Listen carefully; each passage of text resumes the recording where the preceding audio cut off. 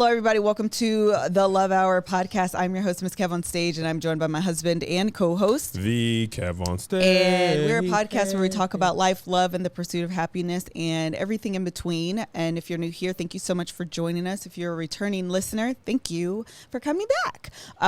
Welcome. Last week I did this kind of thing where I talked about this week in the Fredericks household. And I love it. Yeah, so we'll do it again this week, but really talk more specifically about how you are. This has been a crazy week for you a little bit. We don't have to go into details. If you think this is going to be scandalous and all of those things, it will not. You ain't taking this down to the lipstick alley. I know that. Yeah, but this has been a really crazy week for you. You did have to kind of break the mold and speak. So how are you feeling? What are your thoughts? I only spoke to Patreon. I haven't spoken publicly. Here's how I'm feeling. Around this time last year was my first dose and my first therapy sessions, but my first dose of you cannot control the internet. The more you try to control it, the more you cannot control. You cannot control narratives about you. No matter what your history, track record, this and that, if people feel a way about something you said, did, do, represent, they will feel it.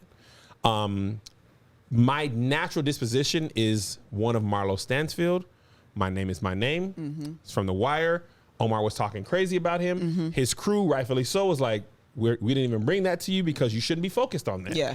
But in the street, it's like, nah, my name is my name. He called me a punk. We got to square up. Yeah. That's how I approach things. I got to clear my name, clear my name, clear my name. Over the last year, I realized you can't clear your name from the internet. Right. There will be rumors. There will be drama. There will be stuff. If you are having any success, people will start to figure out that if they put your name in stuff, it'll draw more attention. Yes. So your name gets thrown in as a bait, as a hook, whether allegedly, all this and that. That, through therapy, I realized I cannot control that. Therefore, I cannot focus my energy on that. Because this time last year, I was in the comments. I was in this. I was searching. And it's just, it's endless negativity. Endless negativity. There will always be a thought, a comment, a negative video, a gossip site, at least for me. This is not for everybody, but even people who aren't in my thing, there's always people who don't like you and have something to say. Yeah. That is not new for anybody. As my career progresses, that's becoming more common. And I'm like, most of the stuff now, I'd be like, this stuff that I be drawn into, it'd be so far from the truth. But the truth of it is, a lot of my core audience, the main people who rock with me and watch every single thing, they don't even be knowing about this stuff. And what I told Patreon, kind of a little bit more detail, I will draw more attention to a situation by addressing it. Yes. Certain segments of my audience only know about me on YouTube. Facebook knows about me from totally other videos, totally different videos.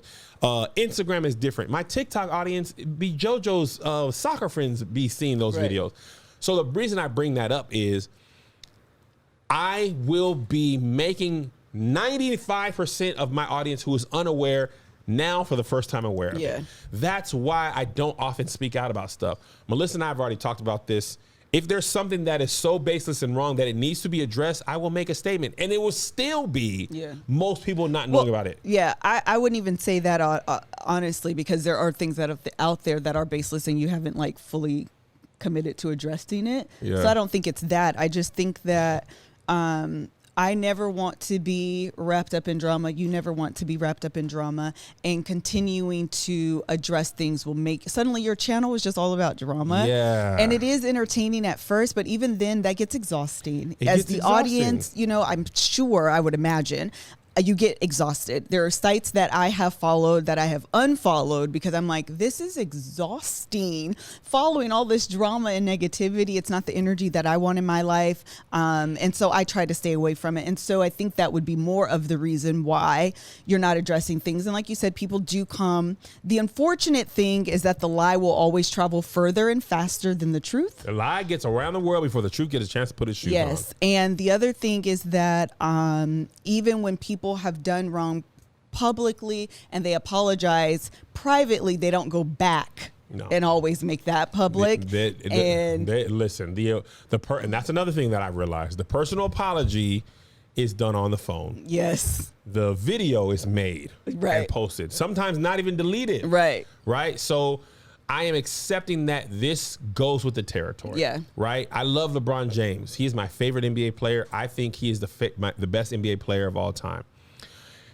Half of the people, if not more than half, feel the opposite. Yeah. When he lost in the first round for the first time ever this last weekend, for the first time in his 18-year career, first time he ever lost in the playoffs in the first round, when they got there, LeBum was trending. Oh my gosh. Now it is part of sports is hate loving somebody. Yeah. Kobe. I spent most of my career not liking Kobe because I didn't like the Lakers. But the truth of the matter is, it was because he was a beast. Right. And he was single-handedly preventing the team that I wanted to win from winning. But I always knew he was good. Right. I always respected his greatness. But the internet is fan mail right to your face. Yes. Back in the day, none of this is new. There's always been tabloids, there's always been gossip, there's always been critique, always been hate mail, fan mail, death threats, always in any entertainer's life. With the fan mail, though, you'd have to go and read it, right? The internet, the fan mail comes to you directly. So to protect my peace, my energy, my mental health, I don't spend a lot of time, like when I find a gossip site, or like YouTube be playing me too. Yeah. The YouTube doggone algorithm will. Oh, you like this? Because I search Kev on Stage. When I'm on my Kev on Stage Studios app on YouTube, I search Kev on Stage to make sure a video went up. And then it'll show me other people who've made those videos. When I find a gossip site that's covering me, I just say, hey, block, don't recommend this channel. Yeah. Because I found that if I don't see it, I'm less likely to go down that path. So I don't search my name on Twitter. A lot of celebrities and people get caught up searching their name on Twitter. Yeah.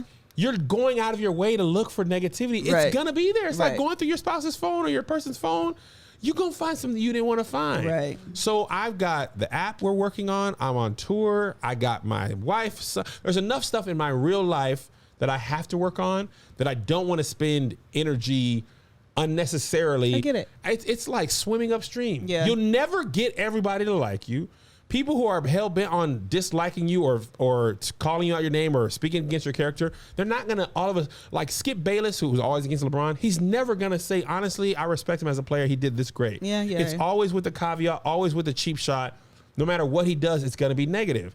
So why expect them to change? Right. I can change. It's like we were telling Joe. He was getting frustrated because we were having people over the house and he wanted to go to bed. Well, you're not going to change that. So what can you do? Right. I got you some headphones that can knock out the noise. Turn those on. Yes. And he was like, dang, you're right. Like, you can't control me and your mom hanging out. We going to be loud. Yeah. It's Saturday night. Forget you. On a school night, we respect you. Yeah. But on Friday night, you tired? Okay, put your headphones on. Go to bed. And I think that's what I've got to do. I've got to put my proverbial headphones on. Right. Put my noise canceling headphones on. Play my FIFA. Look at edits. Hang out with my friends. Let the internet, and talk about it in therapy. Yeah. Because addressing it is just making more to do, and it's wasted energy. And I'm trying to manage my energy to the best of my ability and not waste it searching for stuff or addressing stuff and let people be mad who are mad. People feel how they feel. If you know me and love me and like me, respect me, you know my character overall, then I hope that will speak louder than any one or two things. But if you don't, then you don't. Yeah. And also, let me say one more thing, and we can go away from this. Go By away the grace from of me. God, Go away from me, Apollo. Go away from me with this Apollo. I was telling. It was that Phaedra? Yeah. I was telling the Patreon this. By the grace of God, if I ain't have nothing but Patreon and the people on the app, and I lost all the other stuff, I'll be happy with that. Yeah. Melissa and I both grew up very poor. Therefore, we saved almost everything. If I got to be like, you know what, I'm going to take this year off from all that, I'm going to be okay. And I'm grateful that I've always been afraid of getting canceled because I saved like I would. Yeah. So if it's ever like, man, I'm about to just chill out, I will go and consult for a company. I'll go right. I will go out of the public eye and focus. I'll probably just focus on the app and the people there. But I doubt that'll even happen because I don't be seeking out that stuff. Yeah. So God bless you. I know you want to support me and defend me. Y'all just watch my videos and laugh. You ain't got to defend me on my account on other people's videos. I appreciate it. Let's all be focused on positivity and enjoying life. We don't know what's going to happen. Yeah, I think that's a couple things that you said. It's part of the reason I think a lot of people, or not a lot of people, but you've seen YouTubers that especially have been on YouTube for an extended period of time go through those breaks extended period of breaks, whether it's a year, 6 months, whatever, and they're just kind of stepping away from the spotlight because it is taxing, it's overwhelming, it's daunting, and it's scary, to be honest, to kind of put yourself out there and take on the attacks of the public. But the other thing is that we often are in our, Michelle Obama, they go low, we go high. And unfortunately, sometimes silence allows people to conjure up their own narrative because you aren't saying anything. And oftentimes you think, and you can't win. I mean, if you're being honest, you can't win. Oh, so you're just not going to say nothing? That's because and people make up stuff. Then you say something and you said it wrong. You shouldn't even be addressing this is above you. Why are you saying that? Or this is below you. You shouldn't even be saying, you can't win. So you never know what is the right thing to do, what's going to make the internet happy. And so, you do have to pick and choose and conserve your energy as necessary. I think at this point, it was a good idea to just say to the people, that follow us and know who we are.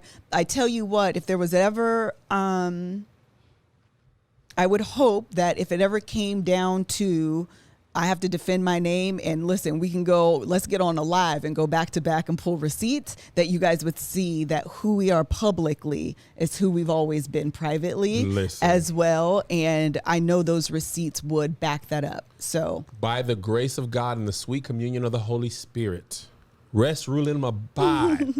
We don't say a lot of stuff. We could clear our name and end the conversation. Oh, for sure. We could end the conversation, but we don't. But rest assured, if ever our character come into question and the room need to be cleared, we will clear it. But we don't. We protect those who don't deserve protection.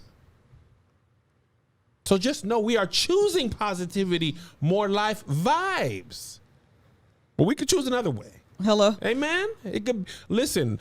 Marlo Stanfield says you want it to be one way, but it's the other way. Yes, that's the wire. Like I would love to have this career and go on higher heights and have the world universally love me.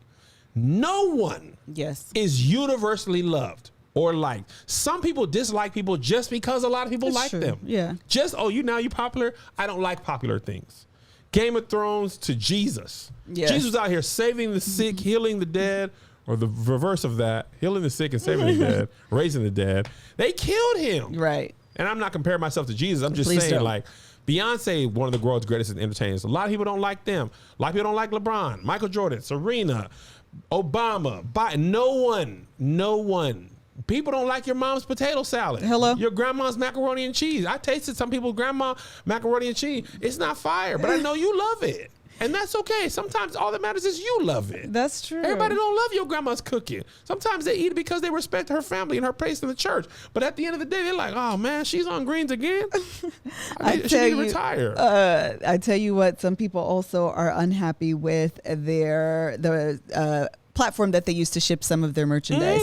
And if you've started your own online store in 2021 because you want to get hipped on the multiple streams of income, I applaud you. Yeah, some people started a store in the pandemic. Orders are coming in really fast. Again, we have a great support system, and the last drop, child, we got so many orders. Everybody was a little overwhelmed shipping out products, making sure that everything went right. But that is what ShipStation is here to do. It is a simple way to import, manage, and ship your orders out fast for a lot less money, regardless of if you're shipping on Amazon, Etsy, or on your own website. We use our own website. We have a couple different stores and on KevOnStage.com, and they all import through ShipStation. It funnels through into one simple interface that you can manage from anywhere, even from your cell phone. You can manage inventory. You can track. It gives you analytics as far as what is selling the best, what isn't selling. It can click you over when you need to order more product. All of those things. It's very easy to compare carriers and choose the best solution every single time. Ship more in less time. Just use my offer code LOVE to get a 60-day free trial. That's 2 months free of no hassle, stress-free shipping. Just go to ShipStation.com, click on the microphone at the top of the page, and type in love. That's ShipStation.com. Enter offer code LOVE. Make ship happen. And we thank ShipStation for sponsoring today's podcast. All right, let's move on to the second segment that I'm now calling. I don't know if we're going to keep these segments, but for now, we've done it 2 weeks in a row, so I think that's enough for a pattern. We're going to call it Love and Pop Culture. Yes, LMP. and actor Blair Underwood and his wife, I think her name is pronounced Desiree DaCosta, announced that they are getting divorced after 27 years of marriage. And this corresponds to a listener question that we received. And the question is, does Melissa 2.0 require Kev to upgrade to Kevin 2.0 to prevent compatibility issues? Ooh, good question, listener. Basically, does one person's change require the other to also change in a significant way?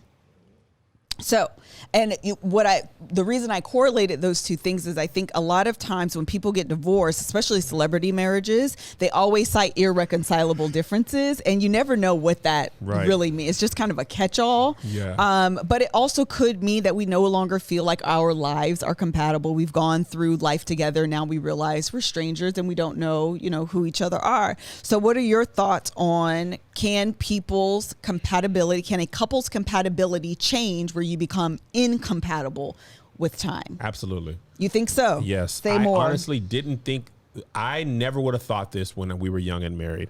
Before we started going through significant changes, I didn't think this was possible. To answer this person's question and further my thought, Melissa 2.0 doesn't require Kevin to go to Kevin 2.0, but it does require Kevin to understand how to love Melissa 2.0.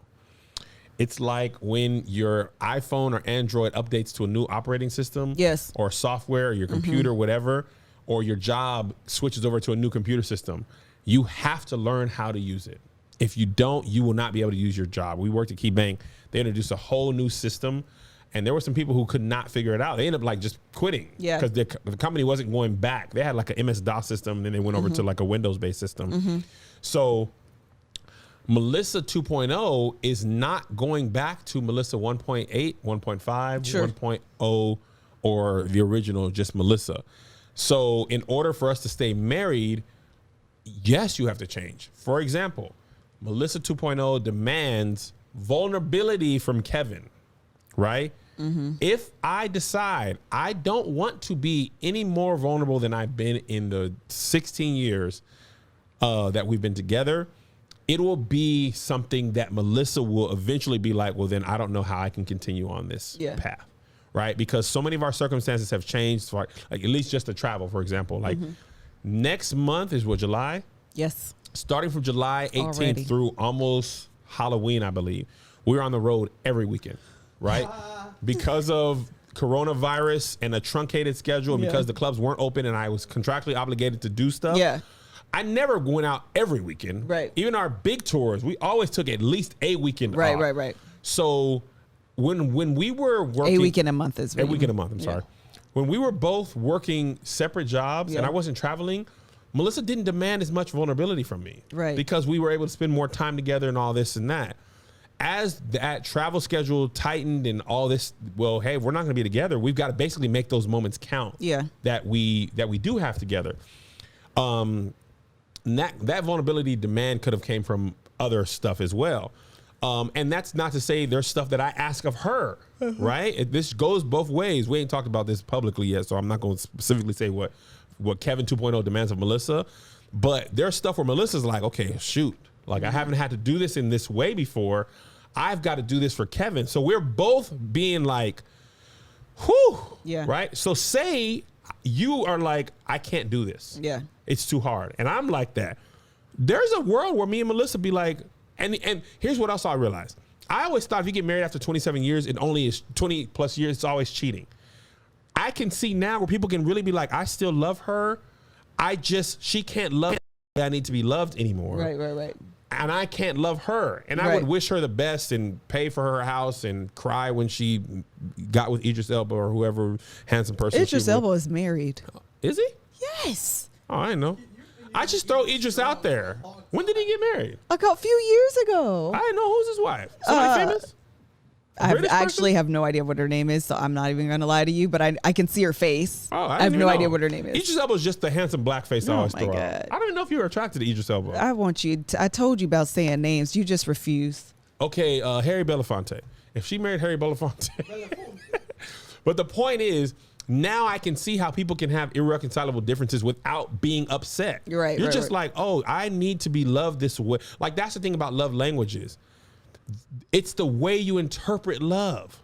Right. Josiah, I'm a physical toucher, kisser, hugger. Joe don't want that. No, he does not. His love feeling is, let's watch a movie, play soccer with me, play the game with me. If we don't do that with him, he's gonna feel like my parents didn't show love to me. So Melissa and I play this doggone, what was that game called? Spelunky? Yes. This doggone game on PlayStation is so freaking it's not fun. Annoying. You have to fight the monsters, hard. The level, you throwing bombs. It's so easy and so, it's ridiculous. But he loves it. Yeah. So now what's funny is me and Melissa suck at all the games he plays. They're so terrible. The other day, Melissa was like, we're going to play Dr. Mario. Dr. Mario. And Melissa went and beat the brakes off of him. It's my favorite So game. now he realized, oh, y'all just ain't good at the new games. But that old stuff y'all used to be on, y'all are good with. So I say all that to say, that's how he showed love. And if I don't show him that, he don't feel love. Same thing with Melissa. Like, that's the work of marriage. In this season of our marriage, it is about learning to love this current version of our spouse. And that work, that hard part is being together for so long and not having to do that. So Kevin and I are working on a project, and in this project, and our anniversary is coming up. And what I'm going to do this year is actually 17 lessons in 17 years, which we always do around our anniversary on the podcast anyway. But I'm also going to do it on my Instagram as well. I'm going to do 17 days, and I've been thinking about 17 words that matter and, you know, that means something to me 17 years in this marriage thing. And one of the things, this revelation that I got while we were working on our project, and one of the days that I'm going to do is communication. And I said this yesterday about my definition of communication being honesty, vulnerability, and transparency. Yep. And I think that a lot of times in relationships, and I mean this romantically, platonic, work relationships, like relationships as a whole, we think we are communicating because we are saying words, but we are actually not saying anything. Whether we are missing it by omission, whether we are missing it by lying, whether we are covering it with anger, somehow what we intend to say and what we intend to communicate is not being actually received on the other end. And when I look back over our 17 years, and I can imagine the song I had. Yeah, that's what I had stuck in my head. I say all that to say we're working on the project, and I've been working on my own personal definition of communication, because I often think that communication, we're always talking about the how to communicate. Listen, make sure you're not listening to respond only. Sit back. Don't be reactive. That's the how to be a listener. That is not talking about the content of what we're communicating. Yeah. And while I do think that other side is important, being an active listener, not interrupting, all of those things, not saying that I'm perfect at it, but all of those things are important. I also think that we should, the other half of that kind of equation is working on what we see. Yes. And I gave this example about, it's very easy to say something like, Kev gave this example yesterday. If I want to spend time with Kevin, I'm missing Kevin, I want to spend time with Kevin. Instead of saying that, I might be like, oh, you're always gone. Yes. What I am communicating is not what I mean, because to be honest, to communicate with honesty, vulnerability, and transparency is to say something more along the lines of, I miss you. Do you? You've been gone a lot. I haven't seen you. That's vulnerability. That's transparency, because this is how I'm breaking it down. Y'all just act like this is all brand new when I put it on my Instagram, because I've been thinking about this a lot. Transparency is identifying the motives behind what you're doing. That's transparency. Vulnerability is exposing yourself to rejection. Yeah. And honesty is just being honest. A lot of times you can be honest, but it comes in anger. Yes. So instead I can say, you don't want to spend time with me. All you're doing is being gone. All you want to do is be on the road.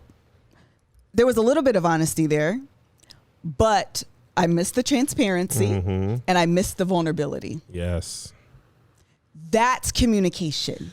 So this actually happened practically in our relationship. Melissa and Danny have become great friends over the last year. Now, Danny Rose, a.k.a. Stovetop of the Kisses. Love Danny. Love her. Love her.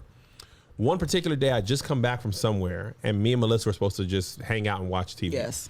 She was like, I'm going to go to Danny's house and do something. I don't remember what it was. I remember telling Liz, my natural inclination was, girl, you always going to Danny's house. You don't ever have no time for me, right? That's what I wanted to say. And I stopped myself, and I said, I've been gone a lot. We had made plans to watch TV. I was really looking forward to that. I missed you. Yes. And I know I'm going to be gone in another day or two. Right. I hope we can actually have today together because I was looking forward to that. And Melissa took that and she was like, okay. Yes. I'll call Danny and I'll visit with her another day. Danny, of course, Danny loves our marriage. She always fights for it. She's like, no problem, Kev. I ain't even have Melissa come over like that. Yeah. But what was a true, honest missing you could have come across as the wrong energy. Dang, that's all you do. Or not even anger, like, okay, no worries. Like, sometimes there's no honesty and transparency in saying what's something that actually does bother me, passing it off as it doesn't. And so you've missed the honesty completely. I missed the honesty completely. And then I'm really mad at you for going or frustrated, but you have no idea. Right. That's honestly what happened with Haley and Jacob. Yes. In the Married at First Sight episode is, he didn't tell the truth, and then he held her to something that she didn't have a chance. So if I tell Melissa all that and then she still goes, well, now she's tripping. Yeah. But if I literally, and I've done that in our marriage, not with Danny. I think we've all done this. Yeah, I've made it seem like it wasn't a big deal when it was a big deal. And now I got an attitude. You come home and I'm you're here? I didn't know this. Or I'm going to go watch something on Netflix we were supposed to watch together.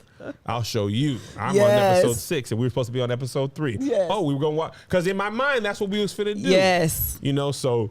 Honestly, hold on. Go ahead. I have one more thought. It just clicked in my mind. I think what happens when couples are watching a show together on Netflix and one person goes ahead, it's not a show. Obviously, we can watch a show at any time. Yes. What you're really saying is, I wanted to watch that with you. Yes. I was looking forward to the shared time together and the common interests. When you go ahead without me, it really makes me feel like you're not valuing the shared time together that I'm sharing. Right? That's where you're really communicating. But you just say, oh, you're going to go watch 4 episodes without me? Bet, I'm going to watch 7 without you. Yes. And y'all really miss a chance to tell each other, I love you. Yes. Yes. Correct. Josh, you should have an amazing relationship. I want to say there is. I want to say really quickly before we move on that I have a book club, and in the book club we read books, and oftentimes those books are audiobooks because we do Audible. It's the circular way I made myself get here, but we're here now. Audible is the leading provider of spoken word entertainment all in one place. You can find the largest selection of audiobooks ranging from bestsellers to new releases, celebrity memoirs, languages, business, motivation, original entertainment from top celebrity creators, and popular and binge-worthy podcasts. I will tell you right now, I listen to actually a lot of podcasts on Audible, but specifically, we have been listening this month to Michelle Williams' book, Checking In. And when I tell you the number one thing that I'm looking for on an audiobook is who is authoring, who is reading the book to me aloud? Are they entertaining? And Michelle Williams is freaking phenomenal. She really is like your girlfriend reading to you. We're discussing it in my book club, and it's been freaking phenomenal, honestly. And we're going to do Bamboozled next month. We've done like 3 books by 3 Black women authors, which makes me super, super excited and kind of proud, to be honest, because we did Lovey's book. We're doing Michelle Williams' book. And next month, I've decided we're going to do Yvonne Orji's book. So visit audible.com/Love Hour or text Love Hour to 500-500. Visit audible.com/Love Hour or text 500-500 to join us. We're also going to tell you about Thrive Causemetics. Yeah. In case you need a refresher, here's why. Thrive Causemetics is freaking amazing. Thrive Causemetics products are made with clean, high-performance, skin-loving ingredients. Their clinically proven formulas not only highlight your best features, they actually improve improve your skin over time. And I love a cosmetic brand that also is or incorporates skincare inside of it, because you're getting basically a 2-for-1. Their products are formulated without parabens, sulfates, or the lates. Thrive Causemetics never tested on animals. They're 100% vegan and cruelty free. Yeah. I use their highlighter pencil that, I love me a good highlight, like my skin to be glowing all the way from Mars. And that's one of my favorite products. They also have a liquid lash extension mascara, which is the best-selling mascara that mimics the look of lash extensions without the damaging effects of glue or salon prices or the time, because lash extensions are shown enough a time commitment. You hear me?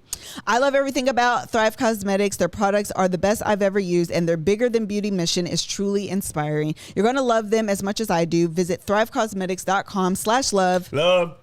For 15% off your first order. This is an exclusive offer you can only get here. That's Thrive, CAUSEMETICS.com/love for 15% off your first order. ThriveCosmetics.com/love. Listen, UK Leonie said wording is harder. Child, my throat is dry. I'm over here on a whole entire struggle. You hear me? Yeah. Okay. So we're talking about this idea that none of us are actually communicating. None of us actually do a really good job of it. And if your partner is doing what we're all told, which is to be an active listener, sitting there and responding, and they're responding to the content of your message, you will find yourself arguing so far from what you actually intended to communicate. Yes. So if you're talking about the Netflix example, and my heart, what I feel in my heart is, I wanted us to do this together. That's what I wanted to do. And it comes across instead as anger.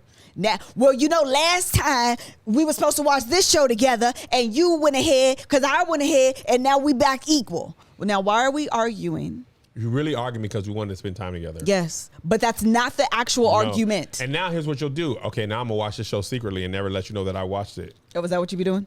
No. That's what you be doing? Mm-mm. Don't tell on yourself. I don't tell on myself. Tell the truth, same the devil. I don't have Netflix anymore. I'm going to delete your account. I just have KevOnStage Studios app. I watch only stuff that has accents or subtitles because I know you don't like it. Yeah, I think that is what is probably the hardest thing. And I can imagine that over the course of years, incompatibility is actually a more of a reflection of a lack in communicating your needs. 1,000%. And so you're not meeting those needs. And so it feels like we're no longer compatible. Because what I actually believe is that at the core of who we are mostly doesn't change. I agree. So if my core beliefs, more or less of something. Yeah, I think sometimes like who I am doesn't change, but maybe the how to get there may change. Yeah. I think changes, but like my core beliefs and who I am, it really doesn't, I don't imagine that changing or is so off base from who I was then. I may be, I want to have a voice now. I may be coming into myself more, but at the core of who I am, I don't believe changes. And I think, I said this in another Love Hour, the person you're changing into is a version of the person I met and fell in love with at the very beginning. Yeah. Anyway, it just has shifted away from that. I want to say this too. One of the things in this project that we're working on that we had to do, right? We had to ask ourselves, if we were to cheat on each other, what would be the thing that drove us away? Yeah. You want to talk about having a hard conversation with your own self and your spouse and saying this will be the thing and here's what I need you to adjust? Yeah. Josh, this is year 17. Yeah. Right? Like, the thing, I want to get this to people because I want people to be married for a long time. 17 years, 18, 19, 20. You're going to have some tough. Blair Underwood was 27. Yeah, or married for 27 years. 27 years of marriage. Guarantee you that's a hard question and then to tell your spouse that, hey, this will be the thing. And for real, not no made up stuff. Like I'm really having to look you in the eye and saying, if I were to cheat on you, the thing that a person could do for me that you're not doing is this. And if you want to fight against that, that's what you got to do. And not out of a malice place. Not out of malicious. Not here's what I told you so. Like, I want to stay married to you. Right. I want this to be with you, right? That is some stuff that I'm really grateful for this doggone project because it's having us, this project and this podcast and therapy all work together. And I'm realizing people that stayed together married in previous generations, it wasn't because of love. Yeah. It was because of, I think, lack of opportunity and society's acceptance. You looked at that man or that woman and said, I'm not happy, but I'm stuck. Yes. Like in Fences. Yes. Viola Davis had been unhappy. Right. What was she going to go and do? Yes. She had a kid. She had a husband. She couldn't. It's not that she loved him. Right. It's that she had nowhere to go. Right. That was the nature of a lot of previous generations, and we glorify it. Well, my grandma stayed there 30, 40 years. A lot of people and them kids said our parents should have got divorced 25 years ago. They should have been divorced. They haven't been happy for 20 plus years. You can learn to coexist the same way you can learn to coexist with a roommate you don't like. Absolutely. Just because you can't afford the rent by yourself. Right. You're not happy or fulfilled. You just ain't got $3,000. All I got is $780. Yeah. So yeah, he stinks and he don't clean up the kitchen. I accept these things because I don't have any other options, or I'm scared to leave, or whatever it is, but it doesn't mean you're in a happy relationship. And in order to maintain a happy, fulfilled relationship, you're going to have to continually do hard work, harder work than was asked of you earlier. Well, the thing about it is, I know that Esther Perel, and I know a lot of people I think have a hard time with this, but Esther Perel always talks about, when an affair can actually birth a new relationship. Yeah. And I think often because it opens that door for the communication that I'm talking about, that is honest, transparent, and vulnerable, because by that time, the worst has happened. Yes. You see what I'm saying? I know there are worse things, but the worst that you can imagine has happened, in that your spouse has already cheated on you. What else do you have to lose? So let me tell you everything. You might as well be honest. But what you would hope is that through this process that I'm talking about of honest, vulnerable, transparent conversations, you can have those conversations ahead of that thing happening. And I think that's what it's allowed us to do. I told Kevin this maybe a couple weeks ago. I don't know. Time means nothing to me anymore.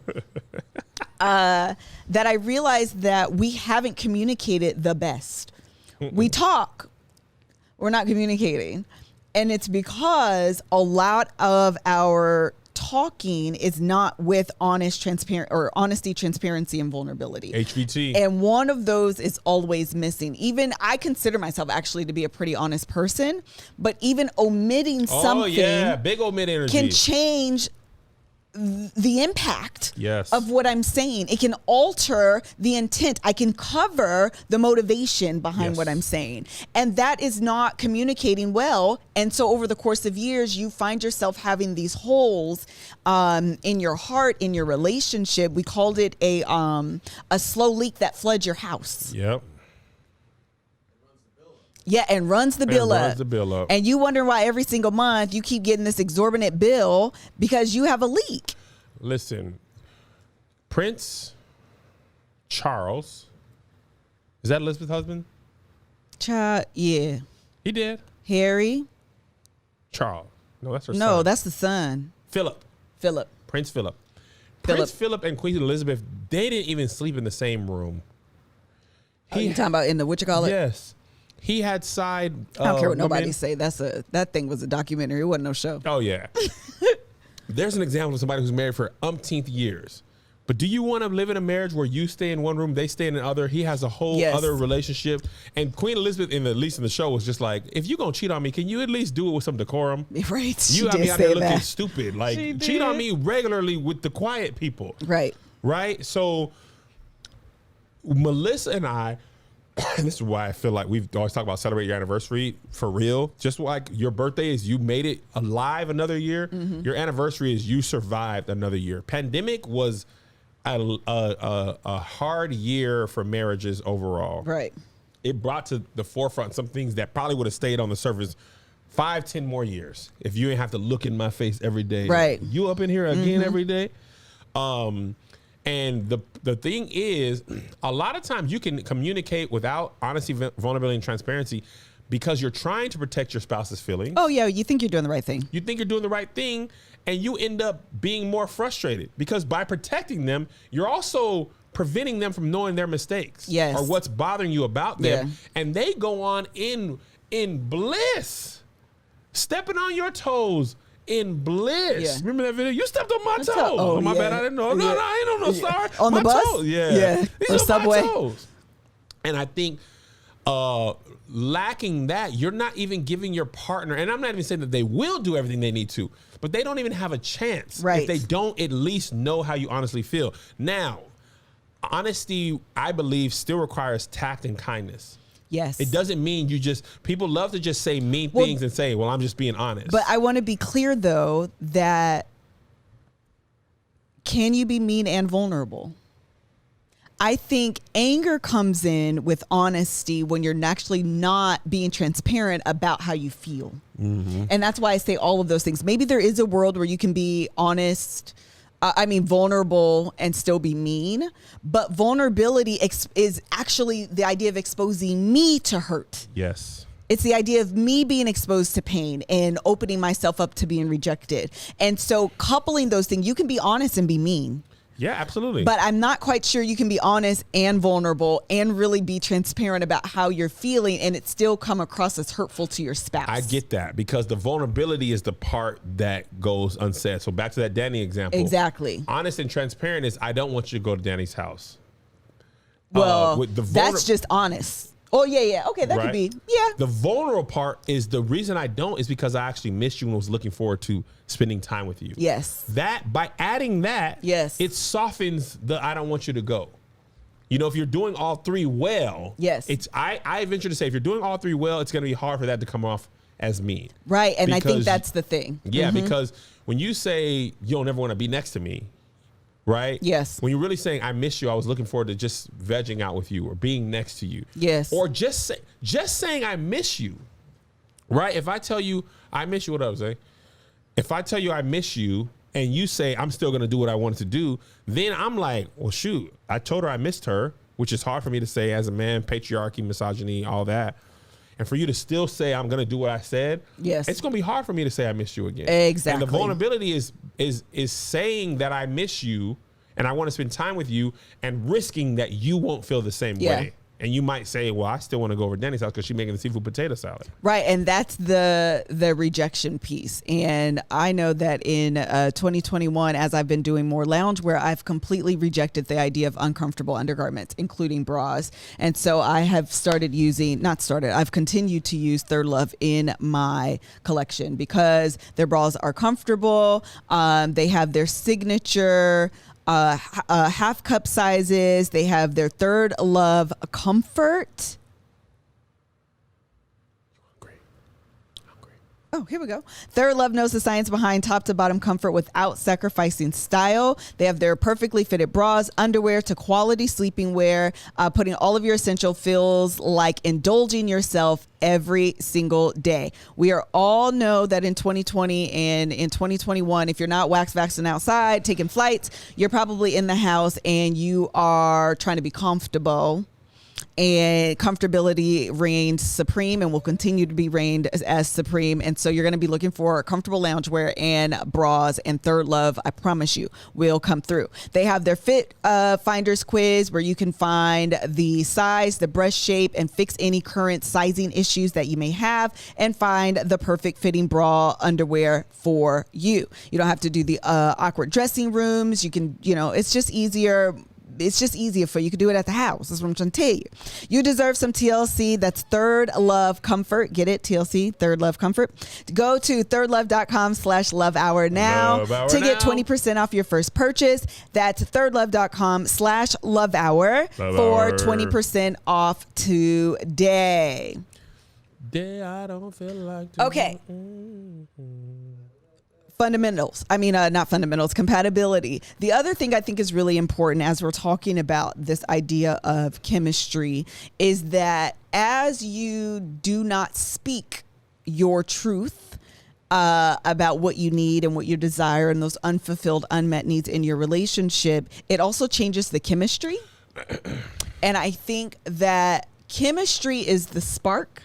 I think compatibility is more like practical. Yeah. You know what I mean? And I think you have to be careful that you're working on both. Otherwise, you can be compatible and just be roommates. I agree. But in a relationship, a romantic relationship, you always want to have that chemistry, that kind of unspoken, untangible kind of magic that you have when you and your spouse are together. I agree wholeheartedly. No complaints, no additions. How do you maintain that over chemistry. Years. Yeah. I think the part of it is like, okay, boom. In sports, chemistry comes from playing together. Yes. Being together, training together, traveling together, doing things together. LeBron James, when he went to a new team, the Miami Heat the first time, they had, although they were greatly all skilled, him, Bosh, Wade. Good, compatible on paper. Compatible on paper. You play 2 guard, I play 3, you play 4. Yeah. They had zero chemistry. And that chemistry was, okay, when we play together, okay, LeBron's pretty ball dominant.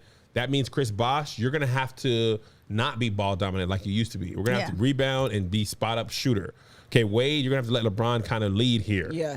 And until they had that, they weren't going to win. So I think in our marriage, it means ebbs and flows. As you take up more space, I might have to shrink a little bit in our marriage when I took up all the space before. Not like be small, but leave room for you to grow into who you need to. Right, I think that's better phrasing. Mm-hmm. Yeah, leave room for you to grow into who you need to be and not be not tempted, but not hold you back. Like Dwayne Wade was saying about Gabrielle Union last week, like, I had my own thoughts of what this marriage would be, but I know who I married, and I have to let her be the fullness of who she is, which means I have to leave room for her to be that person.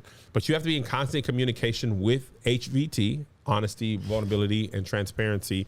And I think that's why I do think therapy is good personally, the couples therapy as well.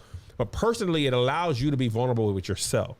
Yes. If you don't unlock your own feelings about yourself. And transparent. I think that's the most, I'm going to let you finish, but I think that's actually the part that is like kind of the key when I'm thinking about communication. That's why I made up this definition. Y'all can tell me if I'm on base or not, but I made it up because I think the transparency part is allowing your spouse in on what motivates you. Yes. Why does this actually hurt my feelings? Yes. Because my love language is quality time.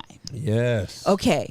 Quality time. So now let me be vulnerable enough to say, like, you're out a lot. And maybe I might come across as clingy or needy, and that's vulnerable because I don't want you to label me that way. Like, these are all the things that go through people's minds, and that's why we often disguise or cover up those true feelings. Yes. And then all you get, the energy that your partner gets, is anger. Yes. I've been thinking about this a lot if y'all haven't been able to tell. Yes. And then the thing about it is, if you want to feel wanted and loved and needed, saying I want to be next to you is like, oh, yes, you do? Right. Well, let me stop what I'm doing and give you some right. love. Otherwise, you're going to spit out venom and you're going to get venom. Yes. You're going to be like, go then. Okay, fine, I'll leave. Yes. Or you really just going to go? And I'll be out all night. And I'll be out all night. I'll take another show. Correct. I'll say, man, I'm not, matter of fact, I'm doing 3 weekends a week. I just said, this is the other revelation I just had the other day about, maybe you identify. You create the environment that you're actually trying to avoid. Say that. As an example, as we're talking about this thing, what I'm trying to avoid is my husband leaving. But because I feel like it's too vulnerable for me to actually say, I miss you, come back to me, I create the environment. So by doing what? By saying, well, go on then. Bye. I don't need you anyway. You don't want me, then don't talk to me. How do we do this? Or by having an attitude. Or by having an attitude. And then you're like, you know what? I don't want to be around her. I'm going to just go. And then you end up doubling down on those pre-existing feelings because you've now created the very environment that you didn't want to have in the first place. Yes. I'm telling you, we are toxic unto ourselves. That's a host unto himself. He is a host unto himself. Listen. And all that came from you not being vulnerable enough to say, I miss you and I want to be around you without feeling clingy. Yes. And I feel clingy when I want to be around you and it feels like you don't want to be around me. Yes. So now I want to push you away. I'm afraid that you're going to reject the idea that I want to be around you. So I reject it first. And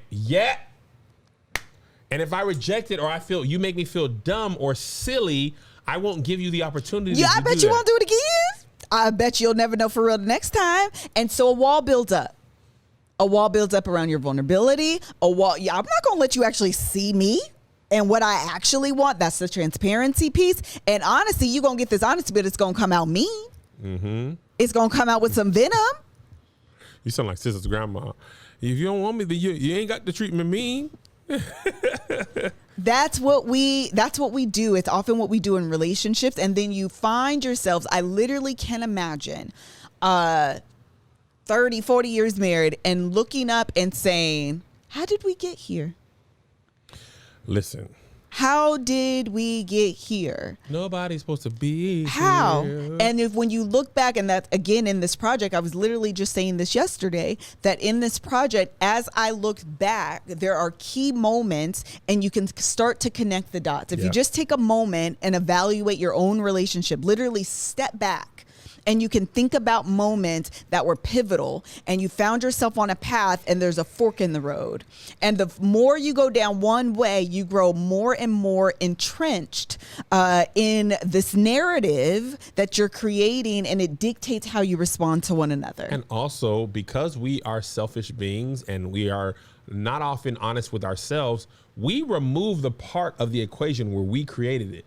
Oh, and yes. we only remember how they responded. There he go leaving, there she go doing this. You don't remember how you created the environment. 100% agree. Oh, no, I didn't do nothing. He don't ever want to be here. You always got attitude. He's the one always gone. She's the one always gone. They doing, and meanwhile, you've had a role in creating that environment, making the ground fertile for this to continue because you weren't honest, vulnerable, and transparent about what you were saying, what you were communicating. You just weren't communicating what you actually, and that's the part about the effective communication, that we're communicating, but we're not like accurately communicating what we intend to. 1000%. What we say doesn't always line up with what we actually feel. And to be fair, we often don't even know.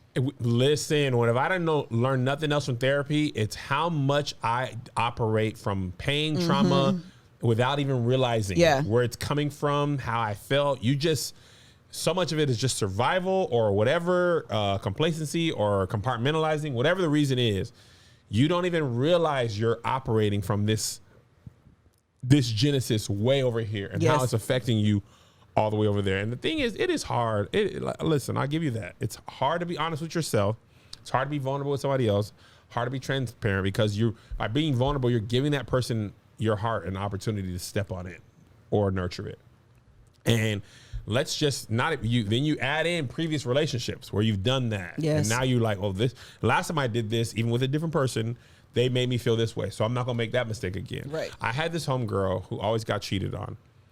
And she got cheated on legitimately the first time. And this is her words, not mine. And she said, after I got cheated on legitimately, I assumed every guy was going to cheat on me. So when he was gone, I would say, what you doing? Who's she? Who's this? Who's that? Go through their phone. And then they'd be like, okay, I actually don't want to be with you if you're going to be like this. And she wouldn't let them break up. So she'd try to break up. I mean, they tried to break up. She wouldn't let them, but she would do all this negativity stuff. And she was like, 5 or 6 guys in a row cheated on me because I pushed them away and created the environment I was trying to fight. And it's all from this first person that made me feel like that. And that first person doesn't have to be romantic. That could be your parents. Yeah, for sure. That could be your siblings. Yeah. It could be a teacher. And you took that internally. And I think that's another thing I'm learning in therapy and through this project we're working on. There's parts of my life where I put Melissa in a role that she didn't audition for. Mm-hmm. And I said, oh, my family did this, and now Melissa's doing something similar. And if she's not, she's doing this as well. Yeah. And I had to go in and identify, how did I put her in this position there was no way for her to win? And it was unfair for her to be in that position. But because it was untreated, I was not even realizing how I was doing and how I was feeling, but she was realizing how it made her feel. Right. So I had to go in and do the personal work of unlearning that and undoing that, and then working on how not to communicate like that or not to put her in that position. That's why I think if you're 27 years, 30 years married, you could just be like, oh yeah, that's a lie. I don't want to do all that. Yeah. I'd rather just get divorced because people by nature, nobody wants more work. Oh, for sure. We are lazy. We always looking for the easy way out. Easy way out. It's much easier to just be like, all right, Liz, you know what, girl, it was cool. I love you, but no, because you're requiring me to do more than I really want to do. Right. Another partner might not require more, or being single might not require more. And you, as humans, you don't want to do more than is required. Oh, yeah. But because I want my marriage to work, I'm willing to do the work and work through the transitions and work through the difficulties, do the personal work, do the self-work, do the therapy individually as a couple, because I want to be happy and fulfilled in my marriage, not just married. Yeah. I agree. We're going to close this out really quickly, but I think it might be important right now, as I'm reading some of the comments here, that maybe you're listening to this episode and you're finding yourself in what we're saying, and you have felt victim. We're talking from experience here. We both have done the things where what we're trying to say and what we're feeling isn't actually lining up with how we feel. Mm-hmm. And I think we've all can identify that you've been here before. So what I'm going to recommend is that before you go and have a conversation with your spouse, check in with yourself first. Yeah. Ask yourself the last time you went off on your partner or you were angry, the last argument you guys had. Do your own digging and own your feelings. That's where those I statements that people talk about, I always think that they're really funny. But this is actually the time when you can own your portion, and you'd be amazed how much further the conversation goes and it doesn't wind up in an argument. If you were vulnerable about how you feel, not what they did. Yeah. So it's not about you left and that made me feel. Right. No. When we don't spend time together, I feel. Yes. I want to spend time with you. That's important to me. That's something I want to prioritize in our relationship. How can we make that I love you? I want whatever. Own your feelings. Don't indict your partner.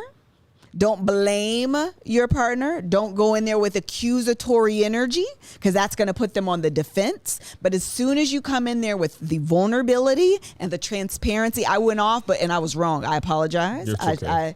I shouldn't have gone off on you like that. But this is what I was feeling. This is what I wanted to communicate. I love you. We've been, what does Angel Marcus say? We've been ships passing in the night. We've been ships passing in the night. We haven't seen each other. We haven't spent time together. And honestly, I was just missing you. And I didn't know how to say that. And so that's what I wanted to communicate. That is a real life check-in. Come back and tell me if it goes bad. I dare you. The homework for this week is just do your own check-in. Don't put no onus on them, because it's hard to be upset with somebody who's saying, here's how I've been feeling. I miss us. I want this better. You're not putting this on them. No, you're not saying you fix this. That's like, well, what I got to do? Well, wait, hold on a second, because now I'm about to fight you and tell you about all the things you're doing wrong and how I now feel on the defense, and I got to, what you said at the beginning, I got to defend my name. Mm-hmm. That's not what you want to do. That's good. This should be paid. This is for free. This is why people don't want the love hour to end. This is, it won't end this year. I will say that there was a time period I was trying to line it up with, and I thought it was in August. It ain't. So just know that. But this is free game. You really have people who've been married for 17 years, almost 21 years together, going through their own marital problems, issues, and then talking about it in real time so that other people can get help. Yeah, I think what's interesting is that I try to stay away from scandal. Hopefully you guys are aware of that. I do try to stay away from things that are salacious and scandalous and provocative. That's really not me, who I am. Yeah. However, I do understand that as we do go through things, and I don't know why, I'm going to say God, y'all know I'd be struggling with that, but I'm going to say why God has given me this ability to kind of sit in moments and think about things and come up with these definitions. I don't, half the time, I think that's your God gift. I'll tell you, this ain't Melissa, this is Esther Perel. This ain't Melissa, I read this. This honesty, vulnerability, transparency thing is honestly something, what? That's you. I ain't seen it. I promise you I didn't. I got that on my own accord. That is what Melissa said. That is from me, from the fruits of my brain, from God to me, out my mouth. Out of the abundance of the heart, the mouth speaketh. That was my kind of revelation of what was missing in terms of in our communication. And what I often see when people talk about communication, we're never talking about the content of what to say. We're always just talking about how to receive what was said. Yes. But it don't matter if you receive what I said and I said it wrong. And I think this is such a testament to, like, you don't have to be everything to everybody. We're just telling you what issues we have and working through those. Mm-hmm. And I guarantee you most couples are dealing with some sort of that, because the reason people are not vulnerable is because it's your nature to protect yourself. Absolutely. Physically and mentally, and putting yourself out there is leaving you're vulnerable to attack. That's what you're vulnerable to. Absolutely. And that if you've been hurt in the past, or your partner mishandles that vulnerability, your body will be like, that's why we don't do this. I bet you won't do that again. I won't be vulnerable no more. Yes. I might give you transparent. I might give you honest, but I'm going to give you that vulnerable. And without all three, it's not as effective without all three. Correct. Anything else you want to say, sir? I know you're tired. I am. I know. I'm always tired. Yeah. All right. Thank you guys so much for joining us on this week's Love Hour. Thank you so much for the question that we received. I am going through the questions. I am going to incorporate these more often. I hope this was helpful. If you have questions that you want us to answer, you can email us at hello@thelovehour.com. I star them, and we will be doing this more often. I'll do a mix and match. I won't make them all listener questions, but I will try to mix and mingle them, because you guys really have great. You really do. Yeah. Someone was talking about secure attachment styles. I feel like I know a little bit about this to talk about it, but I don't feel all the way comfortable. So if you know someone, or you're listening and this is something that interests you and you follow a page, please let me know. I would love to have them on the podcast to talk about attachment styles. It's something that has come up for me a lot, and I've been trying to evaluate my own attachment style, Kevin's attachment style, figuring that out. So if that's something you're into and you're following someone, please tag me. I'd love to have them on the podcast. Until the next time.